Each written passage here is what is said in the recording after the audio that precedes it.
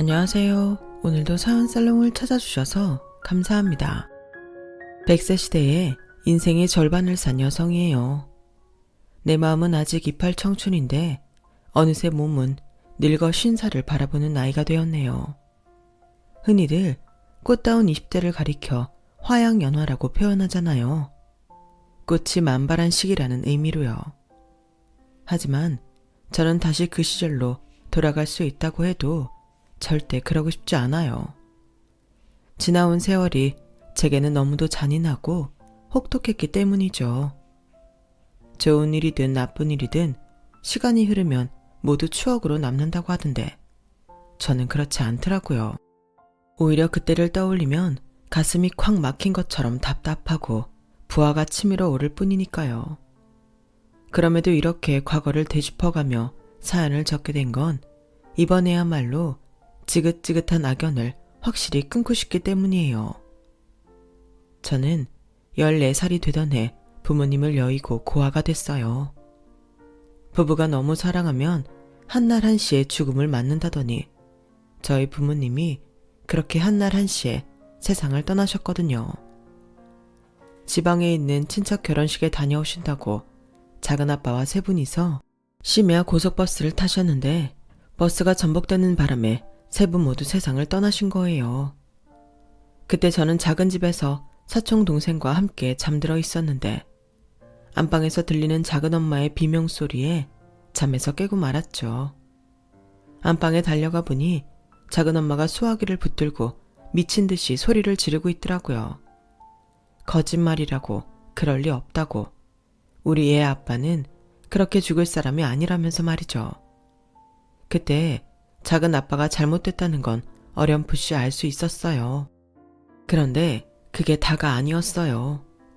전화를 끄는 작은 엄마의 입에선 뜻밖의 말이 흘러나왔거든요. 지은아, 우리 이제 어떡하니? 너희 부모님이랑 작은 아빠가 교통사고로 돌아가셨다는구나. 순간 귀에서 삑 하는 소리가 들리더니 아무 소리도 들리지 않았어요. 그리곤 속이 울렁거려서 헛구역질이 나오기 시작했죠. 화장실로 달려가 변기를 잡고 구역질을 해댔더니 속에서 쓴물이 목구멍을 타고 흘러나오더군요. 한참을 그렇게 변기를 잡고 욱욱대다가 다리에 힘이 풀려서 그대로 주저앉아 버렸어요. 속이 텅 비고 머리는 멍한 상태가 되었죠.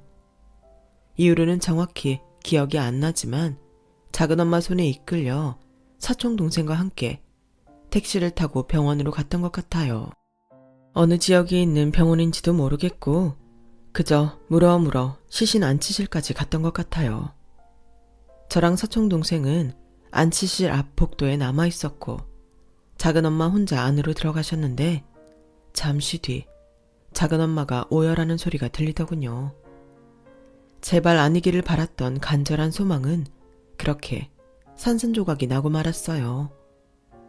저는 작은엄마와 함께 상주가 되어 세 분의 합동 장례식을 치렀고 장례가 끝나던 날부터 작은 집에서 살게 되었어요.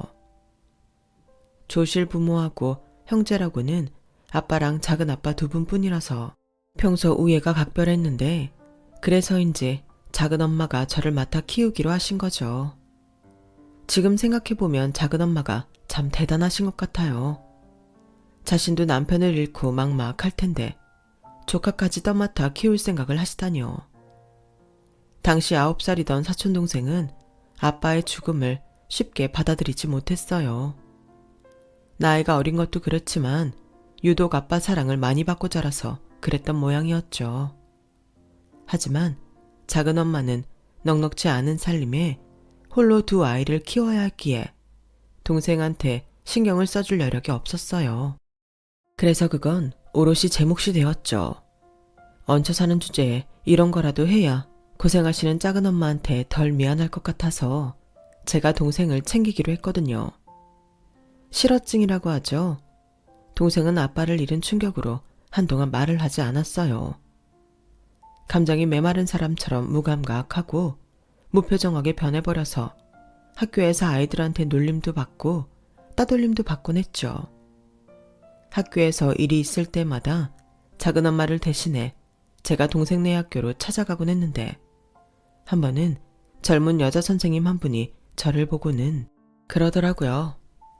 아무리 사는 게 바빠도 그렇지 애 상태가 이러면 부모가 직접 와야 하는 거 아니니? 네가 뭘 한다고 대신 오니? 들어보니 네 친동생도 아니라며. 아직 젖살도 안 빠진 어린애가 뭘 한다고 대신 여기를 와? 부모가 이렇게 신경을 안 쓰니 애가 그렇게 된 거지. 순간 속에서 우라가 치밀었지만 그렇다고 선생님한테 대들 용기는 없었어요.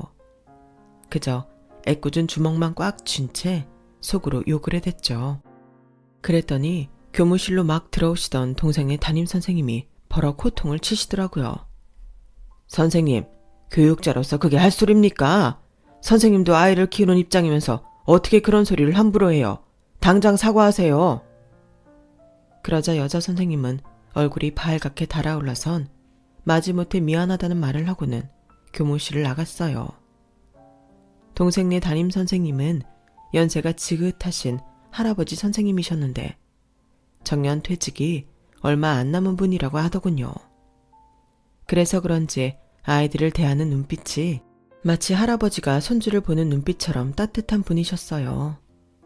선생님께서는 제 손을 꼭 잡아주시며 그러시더군요. 어른도 실수는 하는 법이란다. 그러니 방금 전에 들은 말은 가슴에 담지 않았으면 좋겠구나. 오늘 보자고 한 건 좋은 소식을 전하려고 부른 거란다. 사촌 동생이 같은 반 친구를 때렸다는 얘기를 전해 들었는데 좋은 소식이라니 이건 또 무슨 소린가 싶었어요. 들었겠지만 지영이가 반 친구랑 싸움을 했거든. 물론 싸움을 한 거는 잘못된 행동이지만 현재 지영이 상태에서는 좋은 신호이기도 해. 어찌됐건 간에 자기 감정을 표출한 행동이니까. 그동안 마음의 문을 닫고 있던 지영이가 조금씩 자기 감정을 드러내게 됐다는 건 상태가 호전되고 있다는 증거가 아니겠니? 그러니까 너무 걱정 말고 조용히 옆에서 지켜봐 주셨구나. 나직한 목소리로 조곤조곤 말씀을 해주시는데 이상하게 울컥하더라고요.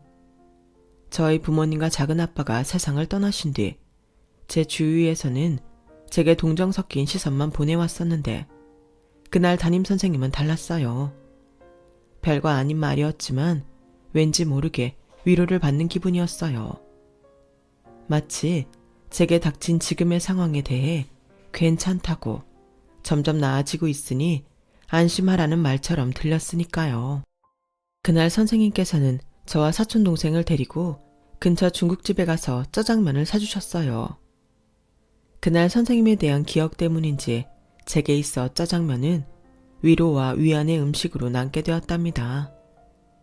당시 작은 엄마는 파출 도우미를 하셨는데 선천적으로 몸이 약한 분이라서 일을 마치고 돌아오시면 밤새 끙끙 앓고 나셨어요. 그러면서도 틈틈이 빌딩 청소 아르바이트도 하시고 식당에서 서빙 아르바이트도 하셨어요. 그래서 가끔 집안 행사 때 보게 되는 친척들 사이에선 말들이 많았죠. 아니, 지은이 앞으로 남겨진 지 부모 사망보험금이 꽤 되지 않아? 지영이 아빠 것도 그렇고. 근데 왜 저리 억척이래? 혹시 보험금을 날려먹은 거 아니야? 맞네, 맞아. 그러지 않고서야 저 억척을 떨고 살 리가 없지. 그러게, 애초에 지은이 떠맡겠다고 할 때부터 이상했어. 자기 남편도 죽은 마당에 시숙자식을 왜 지가 맡아? 그게 다 보험금 노리고 그런 거지. 세상에 공짜가 어딨어? 말이 한 다리씩 건너갈 때마다 혹시나 하는 생각은 확신으로 굳어져 버렸고 그 바람에 작은 엄마는 남편과 시숙 부부 사망보험금에 눈이 먼 몹쓸 사람으로 낙인 찍혀버렸어요. 그리고 그 무렵부터 얼굴도 기억 안 나는 친척들이 집으로 찾아오기 시작했죠. 목적은 하나였어요. 저희 부모님과 작은아빠 앞으로 나온 사망보험금이었죠. 재수씨, 그러지 말고 딱 2천만 빌려주세요. 두 형제의 큰 재수씨까지 죽었으니 사망보험금만 해도 꽤 나왔을 거 아닙니까? 그냥 달라는 거 아니에요. 이자까지 쳐서 줄 테니 딱 3개월만 씁시다. 네? 형님, 우리가 더 급해요. 형수, 그 돈 저 좀 빌려주세요. 내가 은행이자, 아니 달러이자로 쳐드릴게요. 하루가 멀다 하고 찾아와선 맡겨놓은 돈 달라는 사람들처럼 돈 타령을 해댔어요. 그 바람에 저희 집은 하루도 조용할 날이 없었죠. 그래서 시달림에 못 이겨 결국 이사까지 하게 되었어요. 그때 이사한 집에서 첫날 밤을 보내는데 작은엄마가 그러시더라고요. 지은아, 너도 너희 부모님 앞으로 나온 보험금 어떻게 됐는지 궁금하지? 사람들 말처럼 작은엄마가 다 써버린 건 아닌가 걱정되지 않아? 상관없어요. 저희 부모님 돌아가시고 저 키워주겠다고 하신 분은 작은엄마 한 분뿐이었잖아요. 그 돈 작은엄마가 다 가지셔도 돼요. 예, 너 그렇게 세상 모르게 살면 안 된다. 너도 봐서 알지? 이 집안 사람들 우리 힘들 땐 누구 하나 연락 안 하더니 돈 냄새 맡으니까 벌떼처럼 달려드는 거. 세상이 그렇다. 남보다 아는 사람들이 더 매정하고 무서운 법이야. 그러니까 지은이 너도 앞으로 네 거는 네가 잘 챙기고 살아야 돼. 그러면서 제게 예금 통장을 하나 내어주셨어요. 이거는 절대 남한테 보여주면 안 돼. 잘 가지고 있다가 너 대학 등록금으로도 쓰고 시집갈 때 혼수 비용으로도 써. 작은엄마가 관리해 주려고 했는데 괜한 소문이 나는 걸 보니 그러지 않는 게 좋을 것 같구나. 제가 몇 번이나 필요 없다고 작은엄마가 가지고 계시라고 하는데도 끝까지 거절하셨어요. 내가 너 키우겠다고 한 건 네가 내 시조카라서 그런 게 아니야.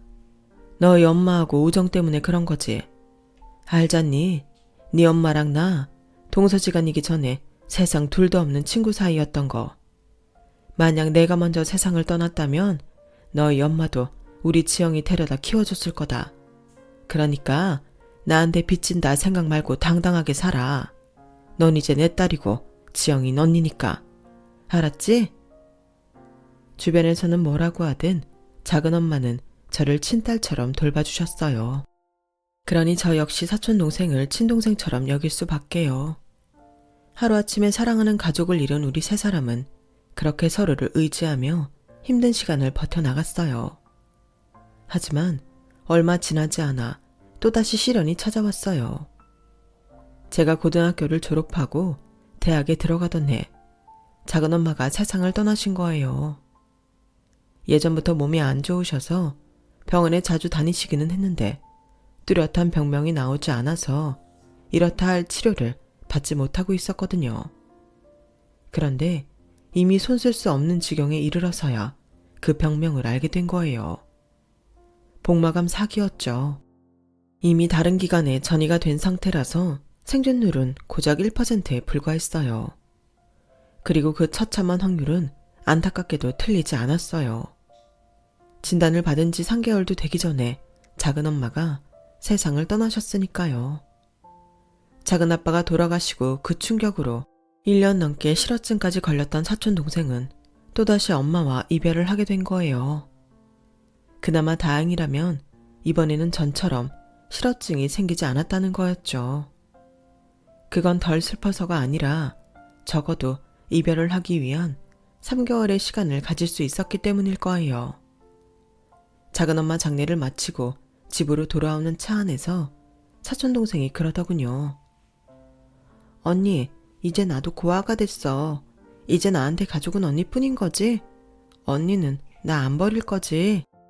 겁에 질린 눈으로 저를 바라보는 사촌동생을 보니 5년 전 제 자신을 보는 것 같았어요. 작은엄마 눈에도 내가 이렇게 보였겠구나 생각하니 왠지 모르게 기운이 나더라고요. 내가 지켜야 할 사람이 있다는 사실에 이렇게 주저앉을 수는 없다 생각했거든요. 그래서 어린 동생을 위해 제가 정신을 바짝 차려야 했어요. 가장 시급한 건 생활비를 버는 거였어요.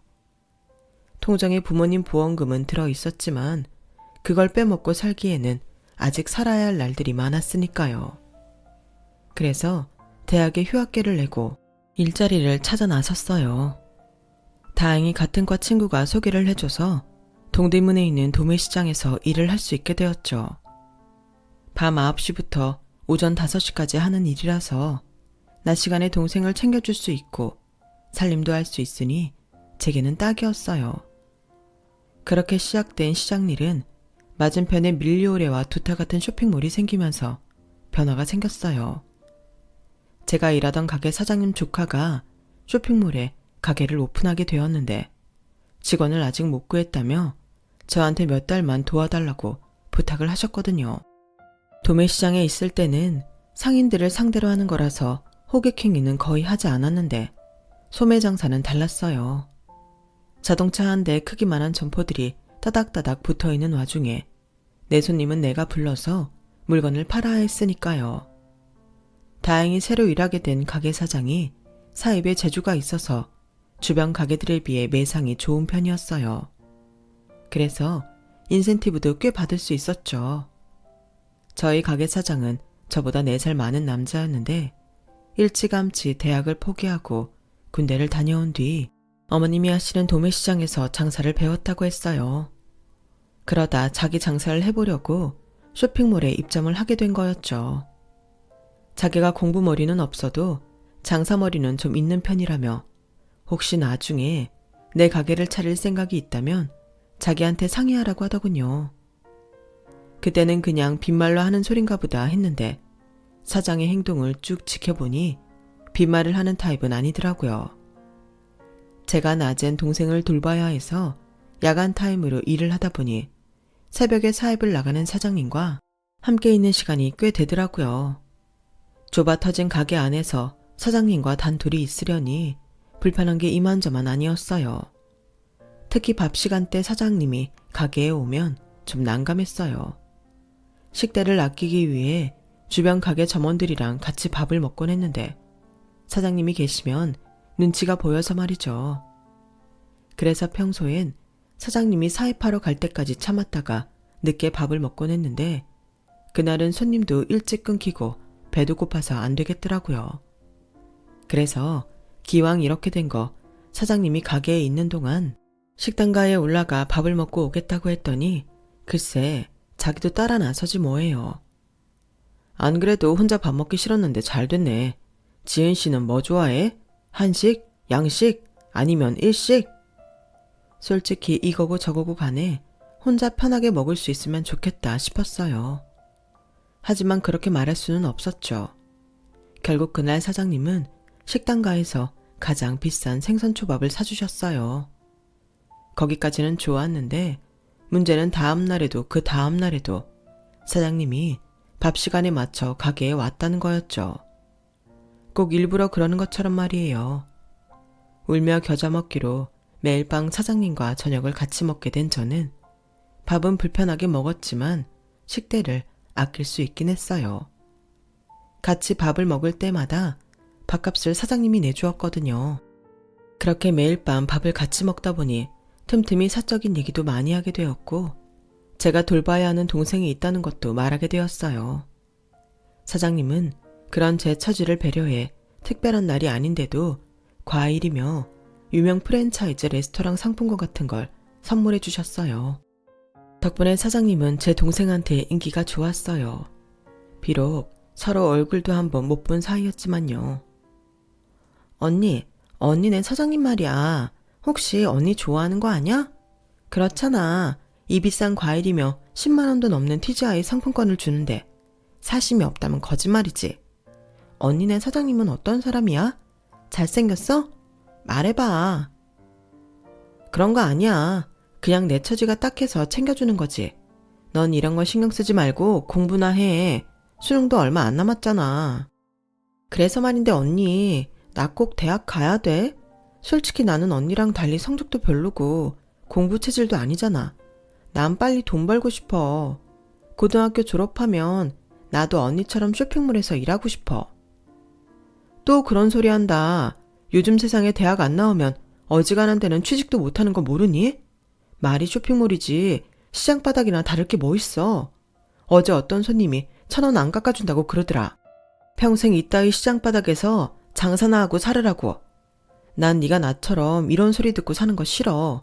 그러니까 쓸데없는 생각 말고 공부나 해. 그 무렵 동생과 저는 동생의 대학 진학 문제로 자주 다퉜어요. 언젠가 동생이 하도 졸라서 매장에 데리고 나온 적이 있었는데 그때 동생이 제가 일하는 걸 보고는 자기도 여기서 일하고 싶다고 하더라고요. 어린 제 눈에는 좋아 보였겠죠.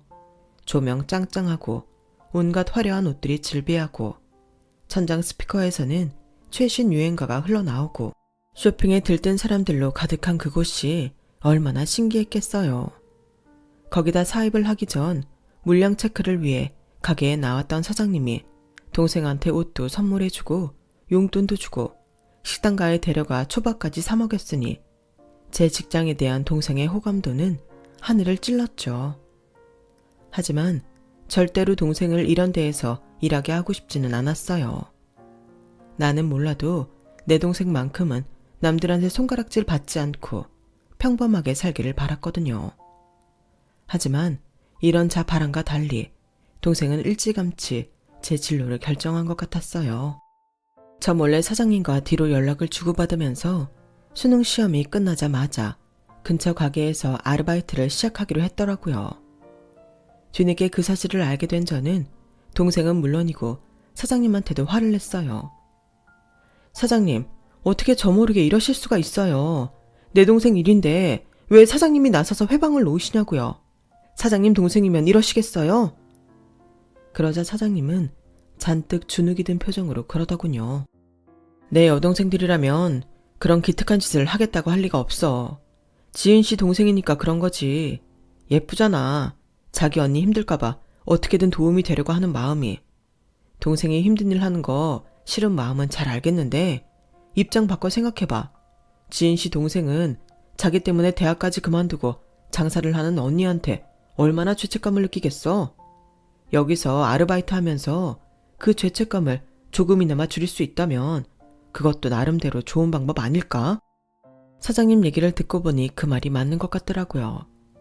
그동안 저는 동생을 위한답시고 온실의 화초처럼 가꾸려 들기만 했지 동생이 가지는 심적 부담감은 신경 쓰지 않았거든요. 따지고 보면 예전에 제가 고생하는 작은 엄마를 지켜보며 느꼈던 그런 감정일 텐데 말이죠. 그래서 허락을 했어요. 대신 출퇴근도 저랑 같이 하고 밥도 같이 먹는 조건이었죠. 어디 하나 기댈 데 없던 저는 그 일 이후로 사장님께 심적으로 조금씩 의지하게 됐어요. 그렇게 마음이 먼저 다가가니 그동안 직장 사장으로만 알고 지내던 이 남자가 새삼 다르게 보이더라고요. 그리고 그제야 수년간 이 남자가 저를 향해 구애를 펼쳤던 사실을 깨닫게 되었어요. 그래서 그 손을 잡게 되었죠. 하루아침에 사장님에서 남자친구가 된 이 남자는 그동안 못해전 참견을 쉴 새 없이 하기 시작했어요. 젊은 여자 둘이 사는 집에 보안 상태가 걱정이라며 현관의 보조키도 새로 달아주었고 방범창이 흔들린 데는 없는지 꼼꼼히 점검도 했어요. 거기다 직업 특성상 밤 늦게 출근해 새벽녘에 퇴근을 하다 보니 위험하다며 직접 차를 끌고 와 저랑 동생의 출퇴근을 도맡기도 했죠. 아니, 이렇게 걱정이 많은 사람이 그동안은 어떻게 참았대요? 힘들었지. 솔직히 말하면 지은 씨 퇴근할 때 몰래 따라갔던 게 한두 번이 아니야. 걱정이 돼서 가만히 있을 수가 있어야 말이지. 그런데 이젠 내가 직접 데려다 줄 수 있으니 다행이지 뭐. 사장님은 저뿐만 아니라 제 동생도 끔찍하게 챙겼어요. 제 동생 아르바이트 자리만 해도 그랬어요. 이미 돈을 벌겠다는 마음이 있던 동생이기에 가만히 둬도 제가 일자리를 구할 거라 생각했던 거죠. 그럴 바에는 자기가 직접 알선해 주는 게 자기 시야에서 보호할 수 있겠다 싶었다나요? 아무튼 사장님은 저보다 늘 한 수 위를 보는 사람이었고 그래서 우리 자매한테는 든든한 바람막이가 되었어요. 얼마 뒤 동생은 처참한 수능 성적을 받게 되었고 결국 대입에 실패하게 되었어요. 그러자 본격적으로 쇼핑몰에서 일을 해보겠다고 하더군요. 마침 남성복 코너에도 매장을 하나 더 내게 된 사장님은 이미 자리를 잡아둔 제 자리를 제 동생한테 맡기고 저를 4층 남성복 코너로 올렸어요.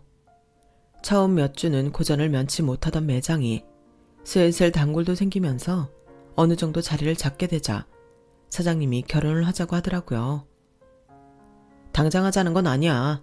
올해는 내가 9수라서 당장 하고 싶어도 못하거든. 그러니까 우리 내년 봄에 결혼하자. 너랑 지영이 그렇게 사는 거 두고만 볼 수 없어. 여자 둘이 사는 건 너무 위험하다고. 우리 결혼해서 셋이 살자. 내가 너 아끼는 만큼 네 동생 지영이도 아껴줄게. 약속해. 그 말을 듣는데 좋았어요. 나를 지켜주기 위해 결혼을 하고 싶다는 말도 좋았고, 무엇보다 내 동생을 아껴주겠다는 그 말에 감동했거든요. 결혼을 약속한 뒤 본격적으로 사장님 가족에 대한 이야기를 들을 수 있었어요. 아버님은 10년 전에 돌아가셨고, 현재 어머님과 두 여동생과 함께 살고 있다더군요. 아버님이 살아생전에 도매시장에서 가게를 크게 하셨는데, 현재는 2살 어린 여동생이 어머님과 함께 맡아서 하고 있다고 했어요. 막내 여동생은 아직 고등학생이고요. 그런데 남편 얘기를 들어보니 여동생들과 사이가 그리 좋지 않은 것 같더라고요. 내 입으로 이런 말 하기는 그렇지만 둘 다 아직 철이 없어. 바로 밑에 동생은 고등학교도 졸업하기 전에 사고를 쳐서 결혼을 했다가 얼마 못 살고 이혼하곤 지금은 애를 데리고 집에 들어와 살아. 하도 정신을 못 차리길래 엄마 가게에서 일하게 했는데 툭 하면 삥땅을 쳐서 금고엔 손도 못 대게 하고 있지. 막내는 얘도 꼴통인데 헛바람이 불어서 연예인 되겠다고 하라는 공부는 안 하고 연예인 뒷공문이만 쫓아다니지 뭐야. 내 동생들이지만 정말 답이 없다니까. 그래도 내 말은 잘 들으니까 혹시라도 내 동생들이 까불면 나한테 말해. 그땐 그저 흘려들은 얘기였는데 본격적으로 결혼을 준비하며 시댁 식구들과 자주 만나게 되니 남편 말이 피부에 와닿더라고요. 왜 큰 시누이한테 철이 없다고 했는지, 둘째 시누이한테 꼴통이라고 했는지 피부에 짝짝 와닿았어요. 언니, 고아라면서요? 이런 말 하긴 좀 그렇지만 솔직히 부럽다. 언니 마음대로 살 수 있었을 거 아니야. 돈도 마음대로 쓰고 집에 남자친구도 마음대로 데려가고. 나도 언니처럼 자유롭게 살고 싶다. 아무리 철이 없다지만 남의 가슴 아픈 가정사를 두고 이런 소리를 하다니 제 귀가 의심스럽더군요.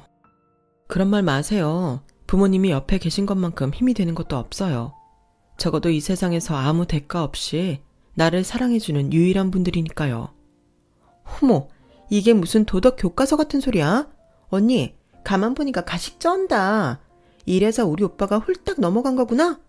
쥐뿔도 없이 혹 같은 동생까지 달고 왔다길래 어떤 사람인가 했더니 완전 여우였네. 언니, 되도 않는 거짓말 하지 말고 앞으로 며느리 노릇이나 잘하세요. 내가 두고 볼 테니까. 와, 이건 그냥 철만 없는 게 아니라 개념도 없고 위아래도 없더라고요. 그런데 이 정도는 애교에 불과했어요. 적어도 둘째 시누이에 비하면 말이죠. 언니, 나 10만 원만. 오늘 공개방송 가야 하는데 용돈이 떨어졌다요. 좀 주세요. 누가 막내 아니랄까봐 애교를 떨면서 용돈 타령을 하더군요. 그래서 용돈을 한 번 줬더니 이날 이후 툭 하면 찾아와서 용돈을 뜯어가지 뭐예요. 보름 사이 제 월급만큼이나 뜯어가 놓곤 미안한 기색도 없었어요. 마치 ATM 기계에 돈을 뽑으러 오는 사람처럼 너무 당당하더라고요.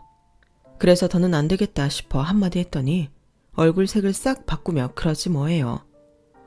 아씨, 누가 1억을 달래 2억을 달래. 꼴랑 10만 원짜리 한 장 쥐어주면서 어디서 생색이야. 솔직히 말해서 언니, 우리 오빠 돈 보고 결혼하는 거잖아. 지는 순둥이 같은 우리 오빠한테 돈 쫙쫙 빼먹으면서 나한텐 이 정도 껌값도 못 쓰겠다는 거야? 씨발, 완전 도둑놈 심보네. 아가씨, 말 가려하세요. 난 그쪽 오빠 돈 보고 사귄 것도 아니고 앞으로도 남편 등골 빼먹고 살 생각 추호도 없어요. 그리고 어디서 육짓거리예요? 내 입 가지고 내가 말하는데 네가 뭔 상관이야. 나보다 나이 처먹었으면 다냐? 그때였어요. 저녁 같이 먹자고 저희 매장에 들렀던 동생이 저한테 욕설을 퍼붓는 시누이를 보고 순간 욱해서 머리채를 잡아버린 거죠. 너 뭐냐? 네가 뭔데 우리한테 욕을 하고 지랄이야. 당장 사과해. 사과하라고. 머리채를 잡힌 시누이는 제 동생 소나기에서 빠져나오려 낑낑대면서 발악을 했지만 제 힘으로는 도저히 안 되겠는지 싹싹 빌며 사과를 하더군요. 그제야 동생은 잡았던 머리카락을 놔주었어요. 너 오늘은 내가 조용히 끝내는데 한 번만 더 이따위 짓 하면 가만 안 둬. 알았어? 그제야 작은 신우이는 꽁지가 빠지게 도망을 쳤어요.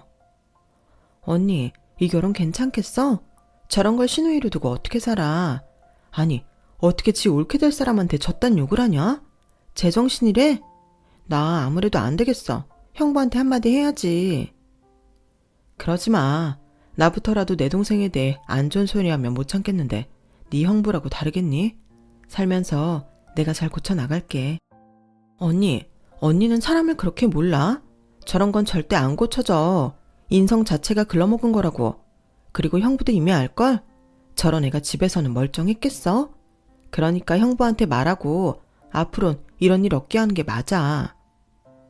동생은 씩씩거리고 아래층으로 내려가선 그이한테 전화해 그날 있었던 일을 전했어요. 그리고는 다시는 한 번 더 이런 일이 있으면 이 결혼 길을 쓰고 막을 거라고 엄포까지 놓았죠. 결국 며칠 뒤 둘째 신우이는 가게로 찾아와 제 오빠가 있는 앞에서 제 앞에 무릎을 꿇고 싹싹 빌었어요. 결혼 전부터 신우이들과 사이가 틀어진 상태로 시작된 제 결혼 생활은 곳곳에서 잡음이 흘러나왔지만 중간에서 중심을 잘 잡고 있는 남편 덕분에 큰 탈 없었어요. 그렇게 순탄한 결혼 생활을 이어가며 결혼 2년 차에 아들도 낳았고 아이가 어린이집에 들어가던 무렵부터는 다시 일도 시작했어요. 의류 사업 판도가 변하기 시작하면서 가게 매출이 떨어지자 남편이 온라인 샵을 만들었거든요. 홈페이지 관리며 고객 관리는 집에서도 충분히 할 수 있는 일이라서 저도 돕게 되었죠. 그 무렵 여동생은 새로 오픈한 명동 매장에서 일을 하고 있었는데 동대문 매장보다 매출이 안 나와서 마음고생을 하더라고요. 전체적으로 경기가 안 좋아서 그런 걸 어쩌겠어요. 그런데 얼마 뒤 벼랑간 동생이 독립을 하겠다며 집에서 나가겠다고 하더라고요. 가게도 그만두고 말이죠. 그런데 이상한 건 평소 같으면 저보다 더 난리를 칠 남편이 잠잠하더란 거예요. 자기야, 지영이 가게도 그만두고 독립한다는데 가만히 있을 거야? 본인이 결정한 건데 내가 어쩌겠어. 한두 살 먹은 어린애도 아니고. 처제 정도면 자기 앞가림 정도는 충분히 할 사람이잖아. 믿으니까 안 말리는 거야. 그 말에 왠지 모르게 서운했어요. 하지만 언제까지고 제가 끼고 살 수도 없는 노릇이니 남편 말대로 믿어주는 게 상책일지도 모른다는 생각이 들었죠. 그래서 일단 동생하고 대화를 해보기로 했어요. 무슨 일인데 그래? 갑자기 독립을 하겠다니. 그리고 가게는 왜 그만두는데? 너 무슨 일 있지? 언니한테는 말해줄 수 있잖아. 그런 거 아니야. 이제 장사하는 게 신물이 나서 그래. 그리고 언니, 나 돈도 꽤 모았고 엄마가 남겨준 아빠 보험금도 있으니까 걱정 안 해도 돼. 그걸 말이라고 해. 내가 네 언니인데 왜 걱정을 안 해. 그리고 그 돈은 나중에 너 시집갈 때 써야 하잖아. 함부로 쓰면 안 되는 돈이라고. 알아. 그래서 나 이 돈으로 유학이나 가려고. 언니도 알지? 내가 공부머리는 별론데 손기술은 좀 있는 거. 나 기왕 의류 쪽에 발 들인 거 제대로 공부해보고 싶어. 생각 같아선 이태리나 영국으로 가고 싶지만 언니도 알다시피 내가 영어가 안 되잖아. 그나마 좀 할 수 있는 건 이러니까 일본으로 갈까 해. 모처럼 무언가를 해보겠다는 동생을 말릴 수 없어서 할 수 없이 허락을 했어요. 대신 갈 때 가더라도 제대로 준비해서 가라고 전문 유학원에 의뢰해 유학 준비를 시켰어요. 그렇게 반년 동안 준비를 한 동생은 일본으로 유학길에 올랐어요. 남편은 마음만 먹으면 당일치기로도 보고 올 수 있는 거리인데 너무 걱정 말라고 했지만 14살 때 이후로 하루도 빠짐없이 같이 붙어있던 동생이 떠나자 상실감이 꽤 컸어요. 그래서 한동안은 툭하면 스카이프로 동생한테 전화를 걸었고 김치며 라면 같은 부식도 수시로 보내주었어요. 하지만 눈에서 멀어지면 마음에서도 멀어진다더니 육아를 하며 일까지 하려니 동생한테까지 신경 쓸 여력이 없더라고요. 점점 연락도 뜸해지더니 언제부턴가 연중 행사처럼 연락을 하게 되었죠. 통화를 할 때마다 늘 동생은 잘 지낸다고 걱정 말라는 말만 했어요. 학교를 졸업할 때 남편과 함께 졸업식에 참석차 일본에 가서 본 게 마지막이었죠. 다행히 그쪽 회사에 취직해 직장도 다니고 있다고 해서 마음을 놓을 수 있었어요. 적어도 한국에서 일할 때처럼 손님들한테 무시와 멸시를 당하지는 않을 것 같았거든요. 때때로 동생은 우리 아들 장난감이며 학용품 등을 보내주었고 제 아들한테는 일본이모로 불리게 되었어요. 그러는 사이 시댁에서는 2번의 결혼식이 있었어요. 이혼녀였던 큰 시누이가 재혼을 했고 둘째 시누이 역시 얼마 뒤 결혼을 했거든요. 큰 시누이 내외는 어머님 가게에서 일을 했는데 시누이보다 3살 아래인 아주버님이 워낙 빠릿빠릿해서 시어머니와 남편이 꽤 신임하게 되었죠. 철없는 시누이를 위해선 잘된 일이었어요. 둘째 시누이는 연예인을 하겠다고 헛물을 켜고 다니다가 사기 계약에 휘말리면서 수천만 원을 날리고는 오빠한테 끌려와 다시는 그쪽 계통엔 고개도 안 돌리겠다는 약속을 하고서 남편 밑에서 일하게 되었어요. 그러다 연매장에서 일하던 직원과 눈이 맞아 결혼까지 하게 된 거죠. 시누이들의 결혼으로 시댁은 명절 때마다 북적였어요. 그 모습을 볼 때마다 가슴 한구석에 시리더라고요. 혼자 외롭게 일본에서 지내고 있는 동생이 떠올라서요. 그런데 명절 기분에 다들 들떠서 그런지 평소보다 술을 많이 마시더니 결국 둘째 시누이가 술주정을 부리지 뭐예요. 결혼할 때 시어머니가 자기보다 큰 시누한테 혼수를 더 해줬다는 게 화근이었죠. 아씨, 참으려고 했는데 다들 이러는 거 아니야. 엄마도 오빠도 옳게도 다들 나만 미워하는데 그래도 난 수정이 전년보다 떳떳하다고. 야, 오수정, 너 맹한 척 시실거리면서 뒤에서 나쁜 짓 하는 거 다 알아. 가면 벗어 이년아. 이 기집애가 술 처먹고 어디서 2년 전년이야. 네가 그러니까 다들 널 또라이라고 하는 거야. 나 술 먹으면 애미애비도 못 알아본다더니 저게 딱 그 짝이라니까. 그러자 둘째 시누이가 술병을 들고 벌컥벌컥 들이마시더니 그러는 거예요. 너이씨, 오늘 내가 네 가면 다 벗겨낸다. 올케 언니 동생 왜 도망치듯 일본으로 갔는지 알아요? 모르죠? 내가 그 이유 알려줄까요? 혀 구부러진 소리를 하며 막내 시누이가 대뜸 제 동생 얘기를 꺼냈어요. 그러자 큰 시누 얼굴이 창백해졌죠. 손을 뻗어 동생 입을 막으려고 하는데 이미 늦어버렸어요. 제가 중간에서 큰 시누 손을 잡아버렸거든요. 무슨 소리예요? 내 동생이 왜 일본으로 갔는지 안다는 거예요? 당연히 알죠. 전현 오수정이 언니 동생 남자를 뺏었거든요. 그것도 꼴랑 30만 원 받으려고. 미친 게 같지도 않은 애가 졌다고 쇼까지 치면서 언니 동생한테 사기쳤다니까요. 그 바람에 언니 동생은 3년 사귄 남자랑 깨지고 일본으로 간 거예요. 술에 취해 횡설수설해대는 둘째 시누 말을 정리해보면 이랬어요.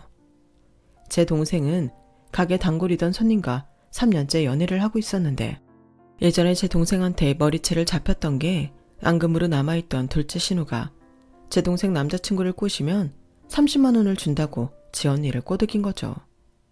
일반 사람 같으면 돈 30만 원에 그런 짓을 하겠어요. 그런데 이 멍청한 큰 시누가 그 짓을 한 거예요.